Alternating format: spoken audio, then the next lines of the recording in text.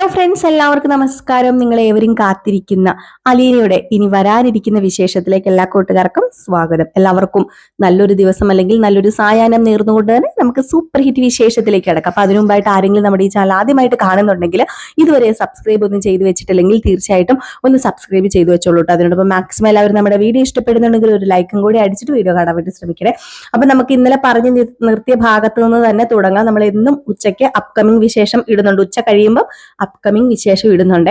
അങ്ങനെ നമ്മുടെ അലീനയെ പ്രഷർ ചെയ്യുകയായിരുന്നു എല്ലാവരും കൂടി ചേർന്ന്. വേറൊന്നിനുമല്ല, എങ്ങനെയെങ്കിലും ശരണ്യയോട് പറഞ്ഞ് കേസ് പിൻവലിപ്പിക്കാൻ. അപ്പൊ അതിനൊന്നും അലീന തയ്യാറായില്ല. പക്ഷെ അലീന അവിടെ ഒരു കാര്യം എല്ലാവരോടും കൂടി ആവശ്യപ്പെടുകയാണ്. അതായത് ഒരു കണ്ടീഷൻ വെക്കുകയാണ്. നമ്മുടെ ശരണ്യയെ വിവാഹം കഴിക്കുകയാണെങ്കിൽ, ഹരി വിവാഹം കഴിക്കുകയാണെങ്കിൽ ഒരു പക്ഷേ ഈ ഒരു കേസ് തേഞ്ഞു മാഞ്ഞു പോയേക്കാം, ഈ ഒരു കേസ് പിൻവലിച്ചേക്കാം അവര്. അപ്പം ഞാൻ അവരോടൊന്ന് സംസാരിക്കട്ടെ അച്ഛാന്നൊക്കെ പറഞ്ഞു. ഏതായാലും അലീനയ്ക്ക് മനസ്സിൽ വേറെ ഒന്നും കൊണ്ടും അല്ല അലീന ഇതിന് മുൻകൈ എടുക്കുന്നത്. ഇനിയിപ്പോ നമ്മുടെ ശരണ്യയ്ക്ക് ഒരു ജീവിതം കിട്ടുക എന്നൊക്കെ പറഞ്ഞു കഴിഞ്ഞിട്ടുണ്ടെങ്കിൽ അത് പ്രാക്ടിക്കലായ കാര്യമല്ല. ഒരു 4 പേരാൽ റേപ്പ് ചെയ്യപ്പെട്ട ഒരു പെണ്ണിന് സമൂഹത്തിലുള്ള നിലയും വിലയും എന്താണെന്ന് നമുക്ക് അറിയാവുന്നത് മാത്രമേ ഉള്ളൂ. അല്ലെങ്കിൽ പിന്നെ അത്രയും നല്ല മനസ്സുള്ള ഒരാൾ കടന്നു വന്ന് നമ്മുടെ അലീനയെ സ്വീകരിക്കാൻ തയ്യാറാകണം. ശരണ്യയെ സ്വീകരിക്കാൻ തയ്യാറാണ്. ഏതായാലും ശരണ്യയോട് ഇത് ആവശ്യപ്പെടുന്നില്ല. ശരണ്യയുടെ അച്ഛനോടും അമ്മയോടുമാണ് ആദ്യം നമ്മുടെ അലീന ചെന്ന് വിവരം അറിയിക്കുന്നത്. അലീന ചോദിക്കുന്നുണ്ട്, ഒരു കാര്യം ചെയ്താലോ നമുക്ക്? വേറെ ഒന്നും കൊണ്ടും അല്ല, ഞാൻ ഒരിക്കലും ഹരീനെ രക്ഷപ്പെടുത്താനോ അതുപോലെ തന്നെ രോഹിത്തിനെ രക്ഷപ്പെടുത്താനോ ഒന്നുമല്ല ഞാനിത് ആവശ്യപ്പെടുന്നത്. ഞാനൊരു കാര്യം ചോദിക്കട്ടെ, നിങ്ങളത് തെറ്റിദ്ധരിക്കുമെന്നറിയില്ല. നിങ്ങൾ ആലോചിച്ചിട്ട് നിങ്ങൾക്ക് ഇഷ്ടമാണെങ്കിൽ മാത്രം തീരുമാനിച്ചാൽ മതി എന്ന് പറഞ്ഞിട്ട് നേരെ നമ്മുടെ ശരണ്യയുടെ അമ്മയോടും അച്ഛനോടും പറയുന്നത് വേറൊന്നുമല്ല. ഏതായാലും നമ്മുടെ ശരണ്യയുടെ ജീവിതം ഈ ഒരു ഇതിൽ നിൽക്കുകയാണ്. ഇനിയിപ്പോൾ അവളുടെ ഭാവി എന്താണെന്നൊന്നും നമുക്കറിയാൻ പറ്റത്തില്ല. മാത്രമല്ല അവളുടെ അവസ്ഥയും ഇപ്പൊ ഇങ്ങനെയൊക്കെ ആയ സ്ഥിതിക്ക് നമുക്കൊരു കാര്യം ചെയ്യാം. ഹരിയെ അവൾക്ക് ഇഷ്ടമായിരുന്നല്ലോ. ഹരി അവൾക്ക് ഇഷ്ടമായതുകൊണ്ട് തന്നെയാണല്ലോ ഹരി വിളിച്ചപ്പോൾ അവള് പോയത്. അപ്പൊ പിന്നെ നമുക്ക് ഹരീനെ കൊണ്ട് തന്നെ വിവാഹം കഴിപ്പിച്ചാലോ? അവനെ കൊണ്ട് വിവാഹം കഴിപ്പിച്ച് ഇനിയിപ്പം അവൻ ഇത് ശിക്ഷ മേടിച്ചു കൊടുത്തു എന്ന് ഓർത്തുകൊണ്ട് നമ്മുടെ ശരണ്യക്ക് ഭാവിയിൽ ഒരു ജീവിതം ഉണ്ടാകണമെന്നൊന്നും ഇല്ല. ശിക്ഷ മേടിച്ചു കൊടുത്താല് ചിലപ്പോൾ ഒരു സമാധാനമൊക്കെ കിട്ടിയേക്കാം. പക്ഷെ ഭാവി ജീവിതം അത് നിങ്ങൾ മരിച്ചു കഴിഞ്ഞിട്ടുണ്ടെങ്കിൽ, അച്ഛനും അമ്മയും മരിച്ചു പോയി കഴിഞ്ഞിട്ടുണ്ടെങ്കിൽ ശരണ്യ ഒറ്റപ്പെട്ടു പോവില്ലേ? അവൾ ഒറ്റയ്ക്കാവില്ലേ? അപ്പൊ അവക്ക് കൈത്താങ്ങായി തണലായി ആരെങ്കിലും ഒക്കെ വേണ്ടേ? ഇപ്പം എനിക്ക് തന്നെ സഹായിക്കുന്നതിന് ഒരു പരിധി ഉണ്ടല്ലോ. അപ്പൊ ഒരു കാര്യം ഞാൻ പറയട്ടെ, അത് അങ്ങനെ ഒന്ന് ചെയ്താലോ? ഹരിയെ കൊണ്ട് വിവാഹം കഴിപ്പിച്ചാലോ എന്ന് ചോദിക്കുമ്പോഴത്തേക്കും തന്നെ നമ്മുടെ ഓമനക്കുട്ടൻ അവിടെ കയറി ഇടപെടുന്നുണ്ട്. ആ വൃത്തികെട്ടവനെ കൊണ്ട് എന്റെ പെങ്ങളെ കെട്ടിക്കാനോ? അവനൊരാണാണോ? അവനാണും പെണ്ണും കെട്ടവനല്ലേ? ഒരിക്കലും നടക്കുന്ന കേസല്ല. എനിക്ക് അലീന ചേച്ചിന് ഇഷ്ടമൊക്കെ തന്നെയാണ്. കാരണം അലീന ചേച്ചി കാരണം എന്റെ ശരണ്യ ചേച്ചി തിരിച്ച് ജീവിതത്തിലേക്ക് തിരിച്ചൊക്കെ വന്നത്. പക്ഷെ ഇത് മാത്രം അലീന ചേച്ചി ചെയ്തത് ശരിയായില്ല. അലീന ചേച്ചിക്ക് പറയാനേ പാടില്ലായിരുന്നു എന്ന് പറഞ്ഞുകൊണ്ട് ഓമനക്കുട്ടനെ ഒരുപാട് ചീത്ത പറയാ അലീനെ. അപ്പം അച്ഛനും അമ്മയും അവിടെ നിപ്പുണ്ടല്ലോ നമ്മുടെ ശരണ്യയുടെ. അപ്പൊ അച്ഛനും അമ്മയും പറഞ്ഞു, എടാ നീ മിണ്ടാതിരിക്കടാ, നീ നിന്റെ ചേച്ചിയെ കുറിച്ച് ഒന്ന് ചിന്തിച്ചു നോക്ക്. നിനക്കൊരു ജീവിതം ഉണ്ടാവും, നിനക്ക് ഒരു ജീവിതം ഉണ്ടായി, നിനക്ക് ജോലിയൊക്കെ കിട്ടി വിവാഹമൊക്കെ കഴിഞ്ഞ് ജീവിക്കും. അവക്കും വേണ്ട ഒരു ജീവിതം. ഇതൊരു പക്ഷേ നല്ലൊരു പോസിബിൾ ആയിട്ടുള്ളൊരു കാര്യമാണ് എന്നാണ് എനിക്ക് തോന്നുന്നത്. ഏതായാലും നമുക്ക് അവര് ഇങ്ങോട്ട് എന്താ അഭിപ്രായം എന്ന് കേൾക്കട്ടെ അലീന, എന്നിട്ട് നമുക്ക് തീരുമാനിക്കാന്ന് പറയുന്നുണ്ട്. ഏതായാലും ഈ ഒരു സമയത്ത് നമ്മുടെ ശരണ്യയുടെ വിവരമൊന്നും അറിയിച്ചിട്ടില്ല. അപ്പൊ ശരണ്യയുടെ മനസ്സിൽ എന്താണെന്നൊന്നും അറിയില്ലല്ലോ. അപ്പൊ ഇതിനു മുമ്പ് ചെറിയൊരു ഇൻസിഡന്റ് വേറെ നടക്കുന്നുണ്ട്.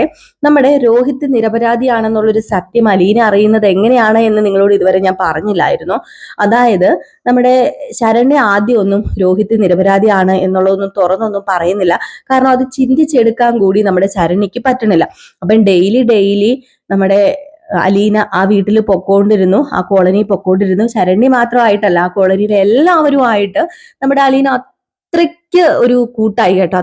എല്ലാവർക്കും അതുപോലെ ഒരു ഇന്റിമൻസി ഉണ്ടായി നമ്മുടെ അലീനയായിട്ട്. അപ്പൊ അങ്ങനെ പൊക്കോണ്ടിരിക്കുന്ന ഒരു സമയത്ത് എന്തോ ഒരു കഥ പറയുന്നത്. അതായത് നമ്മുടെ അലീന ഒരിക്കലും ആ ഒരു ദിവസമേ ഓർമ്മിപ്പിക്കാൻ ശ്രമിക്കാറില്ല, ശരണ്യയോട് ചോദിക്കാറില്ല. ആ ഒരു ദിവസത്തെക്കുറിച്ചോ ആ കാര്യത്തെക്കുറിച്ചോ ഒന്നും ശരണ്യയോട് അങ്ങനെ ചോദിക്കാറേ ഇല്ല. അപ്പൊ അതുകൊണ്ട് തന്നെ എന്തുണ്ടായി, നമ്മുടെ രോഹിത് നിരപരാധിയാണെന്നുള്ളൊരു സത്യമൊന്നും ശരണ്യ പറഞ്ഞിരുന്നില്ല. ശരണ്യ അത് ഓർത്തെടുക്കാൻ പോലും ശ്രമിച്ചിരുന്നില്ല. അങ്ങനെ ഒരു ദിവസം ഇങ്ങനെ എന്തോ കാര്യം ഇങ്ങനെ പറഞ്ഞു വരുന്ന ആ ഒരു വഴിക്ക് എങ്കിലും ആ 3 പേര്, അവന്മാര് 3 പേര് കൂടി എന്നെ ഈ വിധത്തിലാക്കിയല്ലോ എന്നിങ്ങനെ പറഞ്ഞു. അപ്പൊ 3 പേരോ? എന്താ നീ പറയുന്നത് ശരണ്യ? 3 പേരോ? 3 പേരല്ലല്ലോ മോളെ, 4 പേരല്ലേ? ഇല്ല, 3 പേരാ. 3 പേരാ. എനിക്കിപ്പോഴും ചെറിയതായിട്ടൊരു ഓർമ്മയുണ്ട്. എന്റെ കണ്ണിൽ ഇങ്ങനെ മിന്നി മറയുന്നുണ്ട് ആ ഒരു ദിവസം. അന്ന് ഞാന് ഹരിയുടെ കൂടെ, ആ ദുഷ്ടന്റെ കൂടെ വണ്ടി കയറിയ ദിവസം. അന്ന് അവൻ എന്നെ ആ വണ്ടിയിൽ കൊണ്ടുപോയി ആ വീട്ടിൽ ചെന്ന ദിവസം. ചെന്നപ്പം എന്നെ എല്ലാവരെയുമായിട്ട് ഇങ്ങനെ പരിചയപ്പെടുത്തിയപ്പോ 4 പേരുണ്ടായിരുന്നു. പക്ഷെ അത് കഴിഞ്ഞ് എന്നെ ആ റൂമിൽ കൊണ്ട് കിടത്തിയില്ലേ അവന്മാരെ നശിപ്പിക്കാന്. അപ്പോഴ് വേറെ ആരുമല്ല, ഹരിയും വേറെ 2 കൂട്ടുകാരന്മാരും മാത്രമേ ആ റൂമിനകത്ത് കയറി വന്നുള്ളൂ. പിന്നെ എന്റെ ബോധം പതുക്കെ പതുക്കെ മിന്നി മാഞ്ഞു പോകുന്നുണ്ടെങ്കിലും എന്തോ ഒരു മങ്ങൽ പോലെ എനിക്ക് 4 പേരെയും വ്യക്തമായിട്ട് കാണാൻ സാധിക്കുമായിരുന്നു അലീന ചേച്ചി. 4 പേരല്ല, 3 പേരെയും കാണാൻ സാധിക്കുമായിരുന്നു അലീന ചേച്ചി. ആ 3 പേര്, ആ 3 പേര് തന്നെ അലീന ചേച്ചി. ആ 3 പേരാ എന്നെ ഈ വിധത്തിലാക്കിയത്. ആ 3 പേരാ എന്നും പറഞ്ഞുകൊണ്ട് ഇങ്ങനെ തലയിലൊക്കെ ഇങ്ങനെ പിടിച്ചിട്ട് ഇങ്ങനെ തലയൊക്കെ ഇങ്ങനെ പിടിച്ച് ഇങ്ങനെ വലിക്കാൻ തുടങ്ങിട്ടോ. അത് ഓർക്കുമ്പോ തന്നെ മെന്റലി ഒരു ഡിപ്രഷനായി പോവുക നമ്മുടെ ശരണ്യക്ക്. അപ്പൊ ശരണ്യ വല്ലാത്തൊരവസ്ഥയിൽ എത്തിയപ്പോ മോളെ നിർത്ത്, മോള് കൂടുതലൊന്നും ഇനി സംസാരിക്കണ്ട, പറയണ്ട, മോള് നിർത്ത് എന്നിങ്ങനെ പറഞ്ഞു. എന്നിട്ട് പറഞ്ഞു, മോക്ക് ബാ നമുക്ക് ഒരു കാര്യം ചെയ്യാം, നിന്റെ അച്ഛന്റെ അടുത്ത് പോകാം, നിന്റെ അച്ഛൻ അവിടെ ഇളനീരങ്ങാണ്ട് ഒരു തെങ്ങിന്ന് ഇടുന്നുണ്ട്, നമുക്ക് അപ്പൊ അത് കുടിക്കാൻ പോകാന്ന് പറഞ്ഞ് വിഷയം മാറ്റിവിട്ട് ഇളനീര് കുടിക്കാൻ വേണ്ടി പോകുന്നുണ്ട്. അപ്പൊ നമ്മുടെ അലീനയുടെ മനസ്സിൽ ഇങ്ങനെ ഓടി ഓടി മാഞ്ഞ് മിന്നി മിന്നി മറയുന്നുണ്ട്. അപ്പൊ ആ 3 പേരോ? അപ്പൊ ആ 3 പേര് മാത്രമായിരിക്കുമോ പ്രതിയെ? അതുകൊണ്ടായിരിക്കുമോ രോഹിത്തിന്റെ കണ്ണിലെ ആ തീഷ്ണത ഞാൻ കണ്ടത്?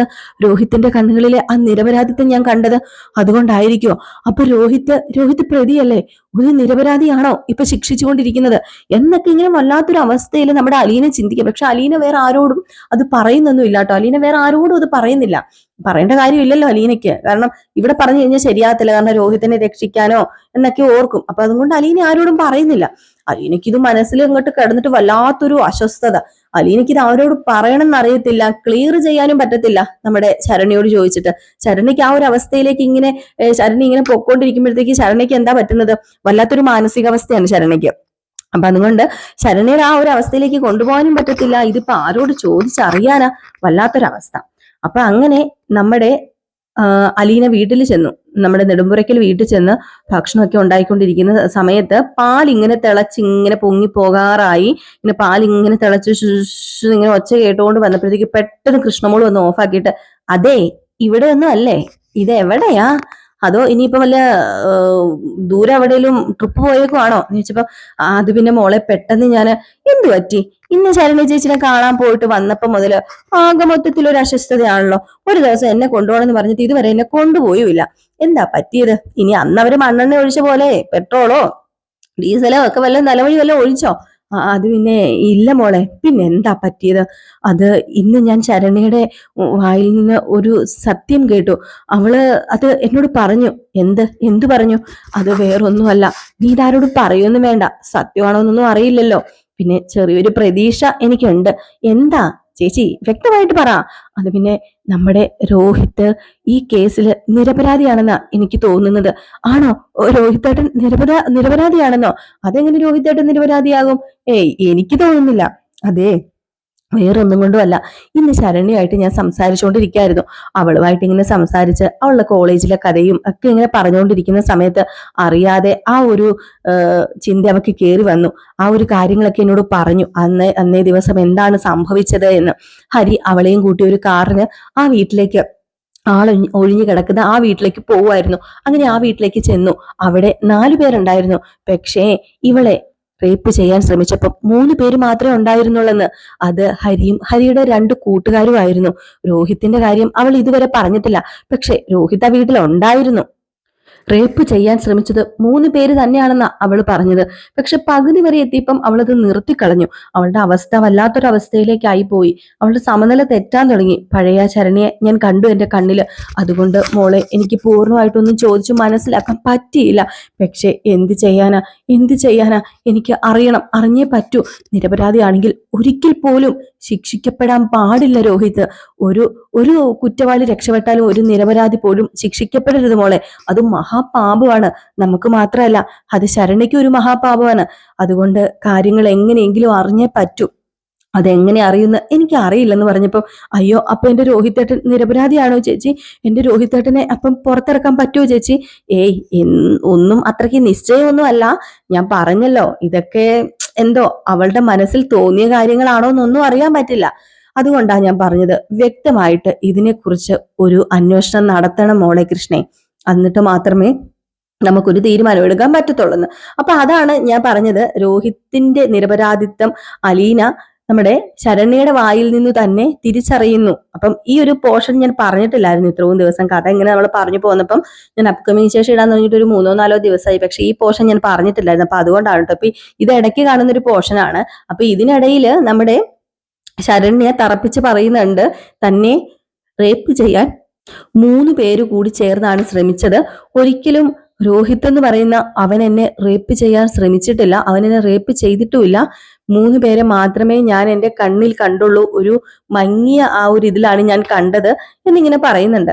ഏതായാലും സത്യം സത്യമാണോ എന്നറിയാൻ വേണ്ടിയുള്ള പരാക്രമത്തിലായിരുന്നു പിന്നെ നമ്മുടെ ബാലചന്ദ്ര മേനോനും അലീനയും കൃഷ്ണമോളും ഒക്കെ.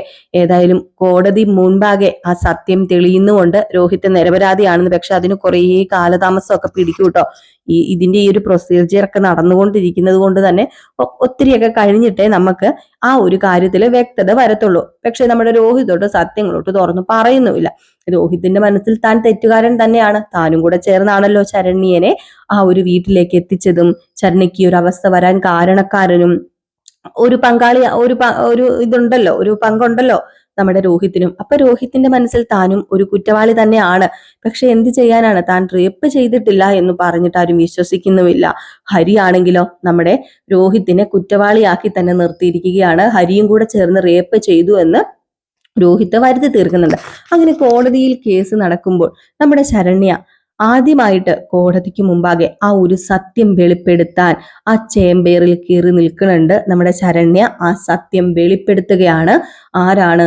തന്നെ റേപ്പ് ചെയ്ത 3 പേരാണ്. അതിൽ രോഹിത് തന്നെ റേപ്പ് ചെയ്തിട്ടില്ല, നിരപരാധിയാണ് എന്ന്. പക്ഷേ അലീനയുമായിട്ടുള്ള നമ്മുടെ ശരണ്യയുടെ കൂട്ട് അതെല്ലാവരിലും സംശയം ഉളവാക്കുകയാണ്. കാരണം അലീന പറഞ്ഞ് രോഹിത്തിനെ നിരപരാധിയാക്കി മാറ്റിയതാണ്. അല്ലാതെ രോഹിത്ത് നിരപരാധി അല്ല എന്ന് കമലയും നമ്മുടെ ശിവശങ്കര മേനോനും ഒക്കെ പറയുന്നുണ്ട് കേട്ടോ. പക്ഷെ അങ്ങനെയൊന്നും അല്ല കാര്യങ്ങള്. നിരപരാധി തന്നെയാണ് രോഹിത്ത്, അത് തെളിയുന്നുണ്ട്.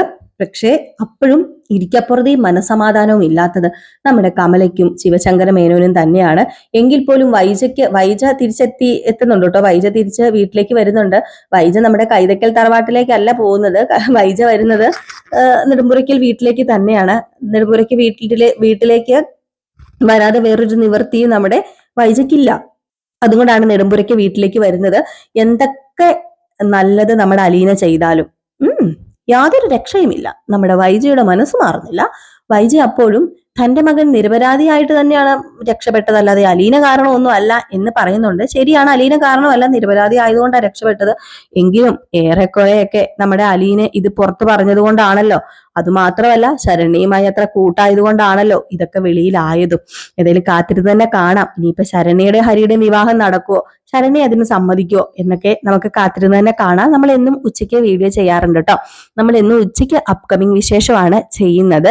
നമ്മളൊരു വൈകിട്ട് ഒരു 8 മണി 8:15 കൂടി നാളത്തെ കഥ, അതായത് പ്രമോ വിശേഷവും എന്നും ഡെയിലി ചെയ്യുന്നുണ്ട്. രാത്രിയാണ് കേട്ടോ. 8:30 മുമ്പ് നമ്മൾ ഇടുന്ന, ഒരു 8 മണി മുതൽ 8:30 മുമ്പ് നമ്മൾ നമ്മുടെ പ്രമോ വിശേഷവും ഇടുന്നുണ്ട്. അപ്പൊ എല്ലാവരുടെയും സപ്പോർട്ടിന് തന്നെ ഇതേ രീതിയിൽ തന്നെ എല്ലാവരും സപ്പോർട്ട് ചെയ്യുക കേട്ടോ. അപ്പൊ വ്യൂസ് ഒക്കെ ഇപ്പൊ വളരെയധികം കുറവാണ്, എന്താണെന്ന് അറിയില്ല. നമുക്ക് മാത്രമല്ല പൊതുവെ യൂട്യൂബേഴ്സിനൊക്കെ ഇപ്പം വ്യൂസ് ഒക്കെ വളരെയധികം കുറവാണ്. എന്തെങ്കിലും ഒരു കാരണമുണ്ട്. ചില സമയങ്ങളിൽ ഇങ്ങനെ യൂട്യൂബിന് വരാറുള്ളതാണ് കേട്ടോ. അപ്പൊ അതൊക്കെ ആയിരിക്കാം വ്യൂസ് ഒക്കെ കുറവ്. മാക്സിമം എല്ലാവരും നിങ്ങൾ ഈ ഒരു വീഡിയോ കാണുമ്പം നിങ്ങളുടെ കൂട്ടുകാർക്കൊക്കെ ഇഷ്ടപ്പെടുകയാണെങ്കിൽ, നിങ്ങൾ കൂട്ടുകാരുടെ കൂട്ട് വീഡിയോസ് ഒക്കെ കാണുന്നവരാണെങ്കിലും വാച്ച് ചെയ്യുന്നവരാണെങ്കിൽ തീർച്ചയായിട്ടും ഒന്ന് ഷെയർ ചെയ്ത് കൊടുക്കുക. ആദ്യമായിട്ട് ആരെങ്കിലും കാണുന്നുണ്ടെങ്കിൽ സബ്സ്ക്രൈബ് ചെയ്യുക. ലൈക്ക് ആദ്യം ആരെങ്കിലും അടിക്കാതെ മറന്നുപോയി നിൽപ്പുണ്ടെങ്കിൽ ലൈക്കും കൂടി അടിച്ചിട്ട് പോണേ. Tata, bye bye.